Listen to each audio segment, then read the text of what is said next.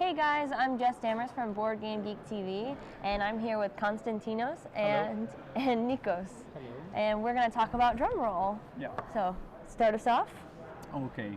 This is a game taking place in the beginning of the past century, early 1900s.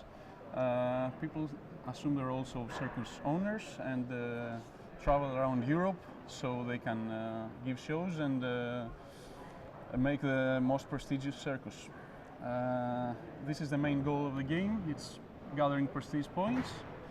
And let's start with the mechanics. Players give 3 shows during the game. Each show consists of 5 to 7 turns. Actually, those 2 are extra, and players will vote if they want to delay the show or just have it on the 5th turn. So each turn consists of 2 phases. The main phase is the action phase, and the other phase is the distribution phase. So to explain the main phase, each player has 3 action markers, and going clockwise after choosing a starting player randomly, we begin to place our markers on the board in various actions. Okay. There are several limitations. For example, the resources, which are things like rehearsals and costumes, are limited to the number of players. So now we are 3 players playing, so there's a limit of 3. Two spots will always have to be free in this game. We don't necessarily have to be all 3 of us. Whoever gets to pick first. Okay. So this is the limitation here. In the sell tickets, we try to gather money by filling our circus with customers. So we can choose this action up to 2 times per player, and all players can, of course, put their action markers there. Okay. Exactly the same is for selling tickets, investment cards, where we all give 1 coin per card and we take the investment card. And finally here, each player can only hire 1 performer and 1 personnel member. So only 1 marker per person can be placed here. Okay. Okay. So let me explain sell tickets. When we sell tickets, we move this cube here, 1 point front, and we collect the number of coins indicated in the ticket. Since we can perform it twice, we can move 2 times in the same turn and gather both the coins from both tickets. Taking in the money. Okay, yeah. Here, when we hire performers, we look at the ones available. 1 more than the number of players is dealt, and the hiring cost is right here. So if, for example, I choose to perform this action, I can choose anyone from these, pay the hiring cost, and recruit him for my circus. Whoa. Along with 2 that you already had. Oh, you already have these. We skipped a mechanism where you take 2 and draft, you give 1 to the person on your left, so you only keep 1 from those, and 1 comes to you from the person next to you. After this, you calculate the total number of hiring costs, and you get, in the beginning of the game, 15 coins minus the cost of the 2 initial performers. So after gathering performers in front of me and also personnel members by hiring them, I have to equip them in order to give the best performance they can. In order to do that, after acquiring resources from this point, those resources are gathered in an area called cube storage area, along with 2 that we choose and get in the beginning of the game. So during the game, we keep gathering here cubes, and after finishing with the action phase, all together in the distribution phase, we can move up to 2 cubes, so 0, 1, or 2, move them on our performers and start equipping the performers. So let's check out one performer. The way a performer works is that they can all the performers, you can see here more, they can achieve 3 levels of performance. That could be a poor performance, a good one, or an extraordinary one. Outstanding, yeah.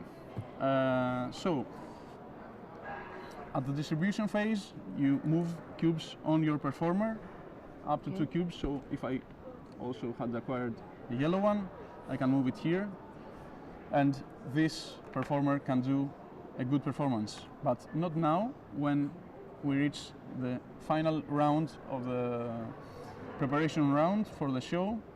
Then we will count how many cubes are on here. So each round you can keep equipping. So first round you can add this, second round this, and so on. Okay. Do you put those down here when they're in front of you, like? Exactly. In front of you, you just move the cubes here. Okay. So you can easily track, because if you can see below, there are several benefits that can be acquired based on the level of performance. Okay.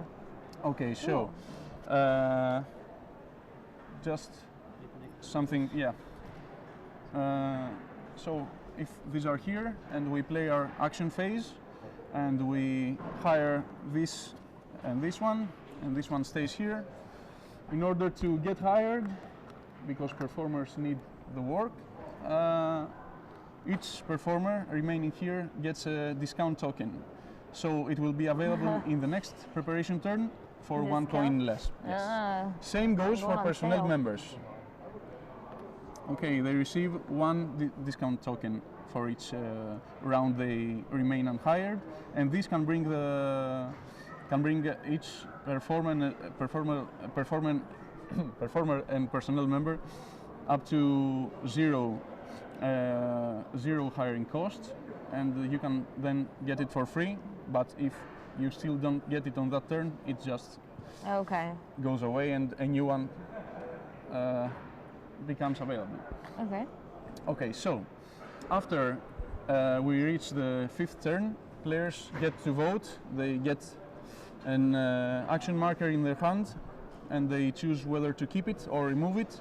We all simultaneously reveal our hands, and if there are many action markers in them, the majority has, we go for one more round of play. Otherwise, we just start the show. So let's assume that we have all chosen to begin the show. So we bring those here. So the show is consisting of our different circus troops. Yes. Okay. Exactly. And so, I see. Regions. So we're competing for the same quote-unquote people, customers, but different cities. Yes. I see. Yes. Cool. Also, they have different things that they enjoy most in each region. But let me first explain the show. Okay. So it's time for a show. Everyone has voted to begin the show. We are ready, and what we do is that each player, beginning from the starting player and going clockwise, we start. We check the state of our performers, and we choose the order we want them to appear. So let's say that I choose this one first. So I say this one gets to appear, and I get the benefit for the best she can do. Okay, so the rope walker can now achieve a good performance, so I will get 4 coins from the bank, and I can then move on. From this one I can get 1 more cube.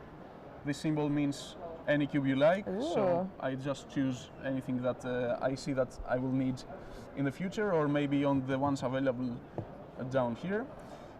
I always put it here, and this one allows me to buy a trailer.